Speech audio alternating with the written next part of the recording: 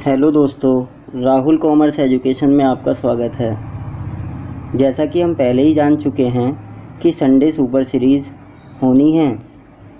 यह चैनल लगभग 4 जून से प्रारंभ किया गया और लगातार इस पर 12 सीरीज़ होने के बाद एक सुपर सीरीज़ का आयोजन किया जा रहा है, जिसमें हमारी एक्टिविटी को देखा जाएगा कि हमने 12 सीरीज़ों को किस प्रकार से पढ़ा है, उनका अध्ययन किया है और आपके पार्टिसिपेट, आपका सहयोग लगातार सीरीज़ों को मिलता रहा है, जिसके लिए कम से कम एक लाइक आप सभी के लिए भी बनता है। सुपर सीरीज़ का प्रारंभ करते हैं क्वेश्चन नंबर फर्स्ट के साथ। A B are the partners of a firm. She takes admission for 1/5 part and brought goodwill 20,000. Goodwill of the firm will be 25,000, 10,000, 20,000, 40,000। ए और बी दो साझेदार हैं। सी साझेदार 1/5 भाग के लिए प्रवेश करता है, 20,000 रुपये की गुडविल लाता है, तो फर्म की गुडविल होगी। सभी को अपना आंसर कमेंट में देना है और हर क्वेश्चन का कमेंट सभी को करना है। वीडियो कैसी लगी है उसके बारे में भी आप कमेंट करेंगे। इस क्वेश्चन का सही आंसर है ऑप्शन सेकंड, 1 लाख। पूरी फर्म की गुडविल 1 लाख रुपए होगी। कैसे होगी वो हमें समझना है। सी साझेदार 1/5 भाग के लिए गुडविल लाता है 20,000।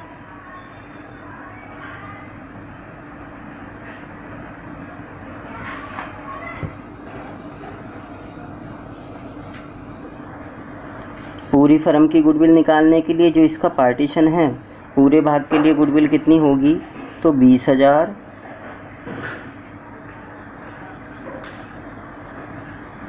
इंटू 5 और हमें 1 लाख रुपए की वैल्यू मिल जाएगी।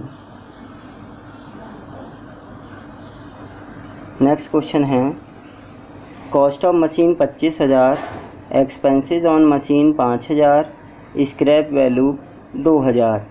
Depreciation will be if life is 5 year 15,000, 23,000, 28,000, 5,600। Machine का लागत मूल्य 25,000, मशीन पर खर्च 5,000, अवशिष्ट मूल्य 2,000। ह्रास की राशि होगी यदि संपत्ति का जीवन काल 5 वर्ष का हो। हम वीडियो को पॉज करने के बाद क्वेश्चन को सोल्व करके भी अपना कमेंट दे सकते हैं।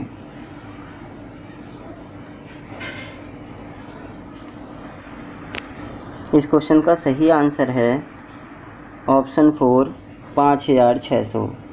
5,600 कैसे वैल्यू प्राप्त हुई है उसे हमें समझना है।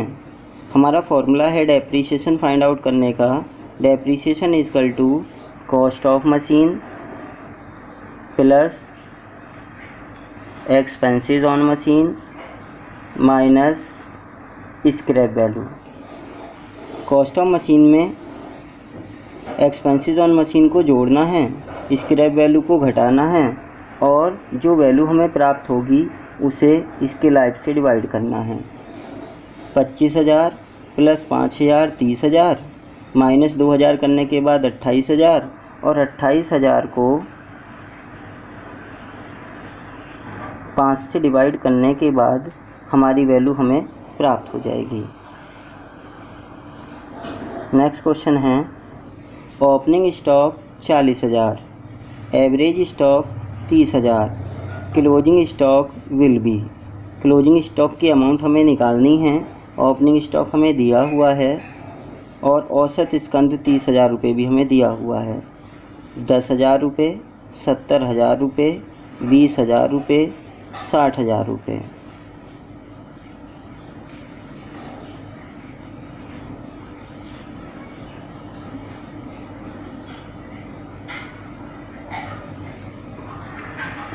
इस क्वेश्चन का सही आंसर है ऑप्शन थर्ड 20,000 रुपये। ये 20,000 रुपये की वैल्यू कैसे प्राप्त हुई है वो भी हमें देखना है। Average stock equal to opening stock plus closing stock upon 2 हमारा फॉर्मूला है। एवरेज स्टॉक हमें दिया हुआ है 30,000 इक्वल टू ओपनिंग स्टॉक भी हमें दिया हुआ है 40,000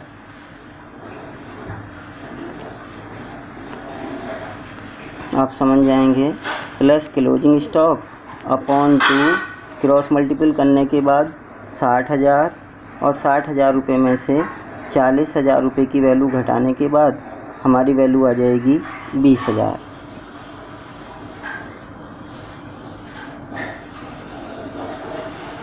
नेक्स्ट क्वेश्चन है इंपोर्ट एंड एक्सपोर्ट टैक्स।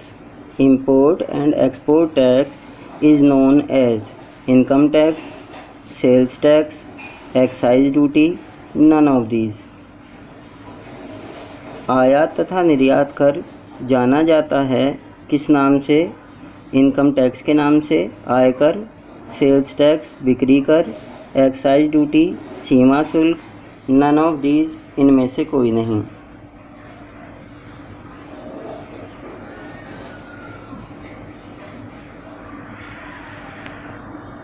इस क्वेश्चन का सही आंसर है ऑप्शन थर्ड एक्साइज ड्यूटी सीमा शुल्क। आयात तथा निर्यात कर को सीमा शुल्क के नाम से जाना जाता है। नेक्स्ट क्वेश्चन है total assets 4 lakh, outside liabilities 1,30,000, capital will B. हमें कैपिटल को फाइंड आउट करना है। 5,30,000, 2,70,000, 2,65,000, 4 लाख।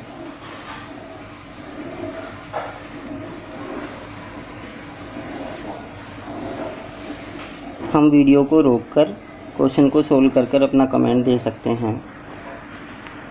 इस क्वेश्चन का सही आंसर है 2,70,000 ऑप्शन सेकंड। 2,70,000 रुपये की वैल्यू कैसे आई है वो भी हमें देखना है। Assets equal to capital plus liabilities. हमें क्या निकालना है? हमें कैपिटल निकालना है। तो capital equal to assets minus liabilities. Total assets value 4 lakh रुपए की है, लायबिलिटीज़ वैल्यू 1,30,000 रुपये की है और दोनों वैल्यूओं को माइनस करके हम अपने आंसर को फाइंड आउट कर लेंगे।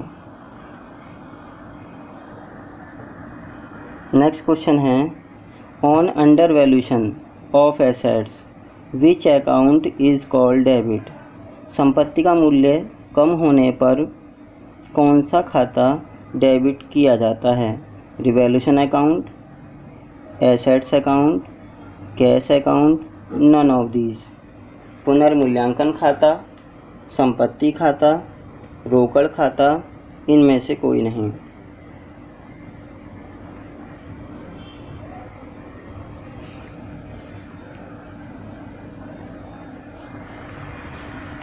इस क्वेश्चन का सही आंसर है ऑप्शन फर्स्ट रिवैल्यूशन अकाउंट, क्योंकि हम जानते हैं कि संपत्ति का मूल्य कम होने पर हम एक एंट्री पास करते हैं revaluation account debit to assets, जबकि इसके जस्ट अपोजिट ओवर वैल्यूशन होने पर हम इसके जस्ट अपोजिट एंट्री पास करते हैं assets account debit to revaluation.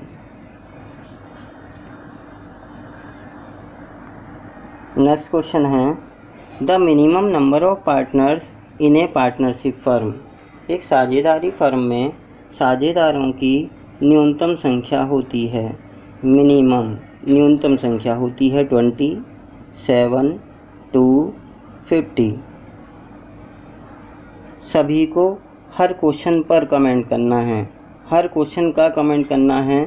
सभी की हर क्वेश्चन पर एक्टिविटी प्रेजेंटेशन मुझे चाहिए और पता चलता रहे कि हम कितने एक्टिव हैं, कितना हम पार्टिसिपेट कर रहे हैं। इस क्वेश्चन का सही आंसर है option third 2। Minimum number of partners in a partnership firm is 2। और मैक्सिमम के बारे में हमने पढ़ा है, according to current data the maximum number of partners in a partnership firm is 50।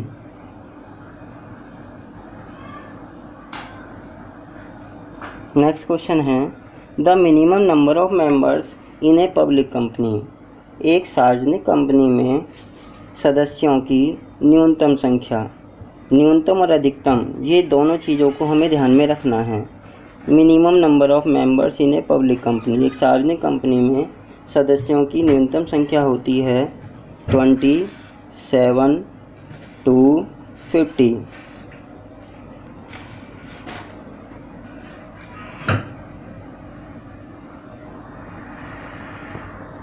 इस क्वेश्चन का सही आंसर है option second 7। Minimum number of members in a public company is 7 और the maximum number of members in a public company is no limit. कोई भी सीमा निर्धारित नहीं की गई है अधिकतम सदस्यों के लिए एक सार्वजनिक कंपनी में, जबकि न्यूनतम संख्या 7 होती है। नेक्स्ट क्वेश्चन देखेंगे the minimum number of members in A private company. एक ही जैसे लगभग क्वेश्चन हमारे पास हैं, अलग अलग ट्रेड हैं, उन्हीं के अकॉर्डिंग हम ये क्वेश्चन को साथ में रखे हुए हैं कि कहीं ना कहीं हमारे दिमाग में कन्फ्यूजन क्रिएट ना हो जाए। The minimum number of members in A private company, एक निजी कंपनी में सदस्यों की न्यूनतम संख्या कितनी होती है? 27 to 50।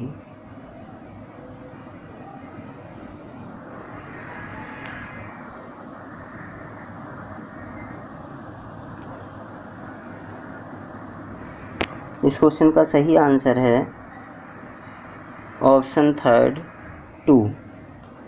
The minimum number of members in A private company is 2 and the maximum number of members in a private company is 200। According to new data, new company act, the maximum number of members in a private company is 200।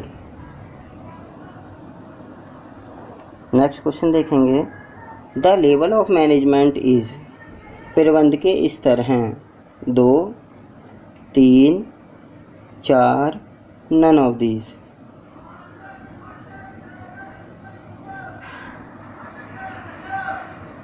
इस question का सही answer है option second 3। The level of management is 3। प्रबंध के स्तर 3 हैं। जैसा कि हम पिछली सीरीज़ों में डिस्कस भी कर चुके हैं कि मैनेजमेंट के 3 स्तर हमारे यहाँ पर होते हैं, 3 लेवल हैं। पहला लेवल हायर लेवल है, सेकंड लेवल मिडिल लेवल है, थर्ड लेवल लोअर लेवल है। तो हायर, मिडिल और लोअर, ये 3 लेवल हमारे यहाँ पर होते हैं जिनमें प्रबंध अपना काम करता है, अपना पूर्ण योगदान देता है। नेक्स्ट क्वेश्चन है who is called the founder of double entry system. दोहरा लेखा प्रणाली के प्रतिपादक कहे जाते हैं Luca Pacioli, William Pickles, Edward, none of these.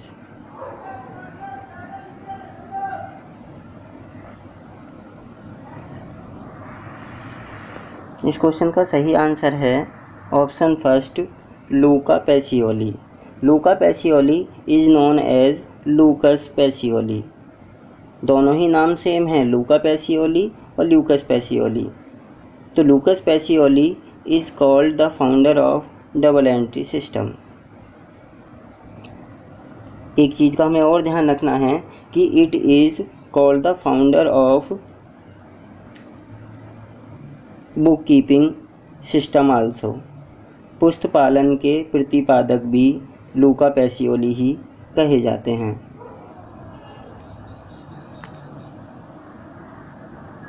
Next question है a calendar year is started from.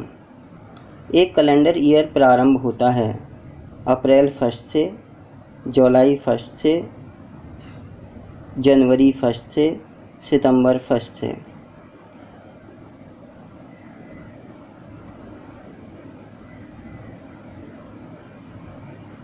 इस क्वेश्चन का सही आंसर है option second, January 1।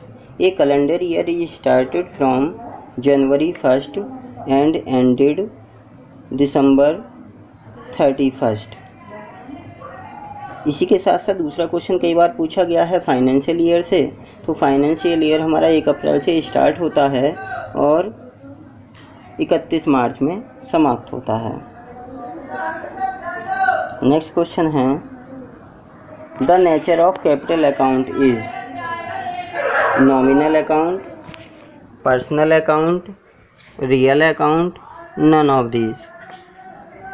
Capital account का नेचर क्या है? नॉमिनल है, पर्सनल है, रियल अकाउंट है, नन ऑफ दीज है। ये हमें फाइंड आउट करना है।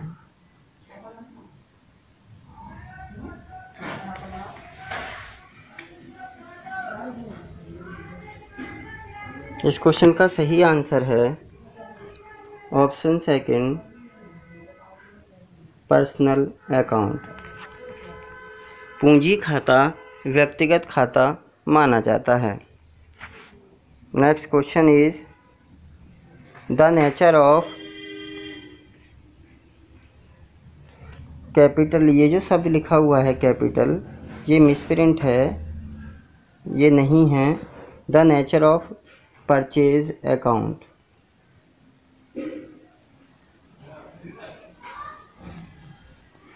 The nature of purchase account is nominal account, personal account, real account, none of these. सभी क्वेश्चनों पर सभी को कमेंट करना है, अपनी एक्टिविटी को शो करना है।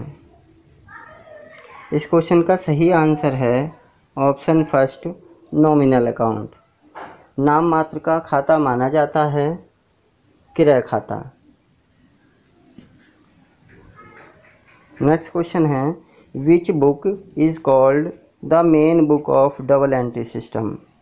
कौन सी पुस्तक दोहरा लेखा प्रणाली की मुख्य पुस्तक मानी जाती है? Journal, purchase book, cash book, none of these.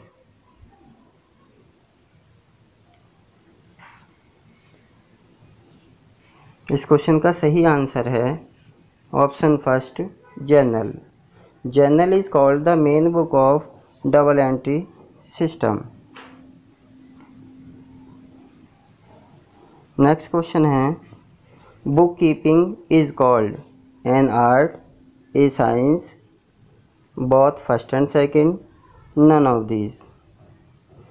पुस्तपालन को कहते हैं एक कला, एक विज्ञान, कला एवं विज्ञान दोनों, नन ऑफ दीज इनमें से कोई नहीं।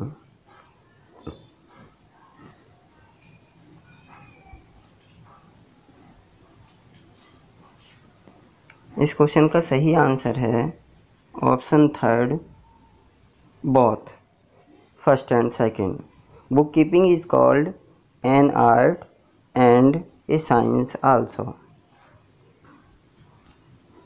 नेक्स्ट क्वेश्चन है the assets 23,000, liabilities 13,000, capital will be. ऐसा ही क्वेश्चन हम पहले कर चुके हैं। 36,000, 10,000, 20,000, 50,000। वीडियो को पॉज करके क्वेश्चन को सोल्व करके हम अपना कमेंट कर सकते हैं।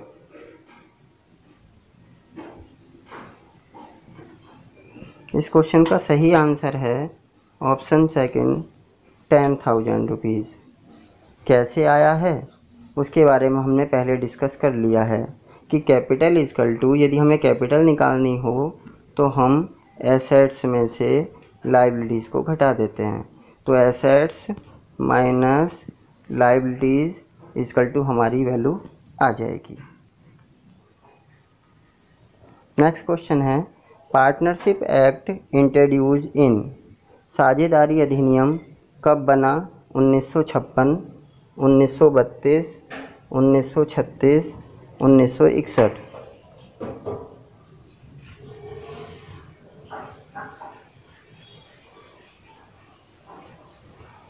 इस वीडियो में अधिकांश उन क्वेश्चनों को शामिल किया गया है जो कहीं ना कहीं किसी न किसी प्रतियोगी परीक्षाओं में, हमारी हाई स्कूल इंटर की बोर्ड परीक्षाओं में अधिकांश पूछे जाते हैं। इस क्वेश्चन का सही आंसर है option second 1932। Partnership act introduce in 1932। Next question है, new company act introduce in, company अधिनियम, नया कंपनी अधिनियम कब बना? 1956, 1932, 2013, 1961।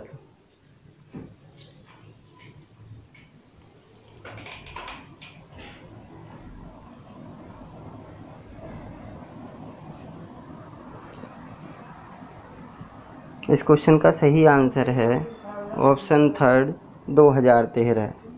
नया कंपनी अधिनियम 2013 के नाम से जाना जाता है, जबकि पुराना कंपनी अधिनियम सन 1956 के नाम से जाना जाता है। तो ओल्ड कंपनी एक्ट 1956 तथा न्यू कंपनी एक्ट 2013 दोनों ही हमें ध्यान रखने हैं। इस सीरीज़ का लास्ट क्वेश्चन है, ग्रॉस प्रॉफिट 30,000, थोड़ा सा मिसप्रिंट यहाँ भी है, सेल्स, ये जो वैल्यू है ये सेल्स वैल्यू है। Sales 1,20,000, find out percentage on sale, हमें परसेंटेज ऑन सेल बतानी है। 40%, 20%, 25%, 30%।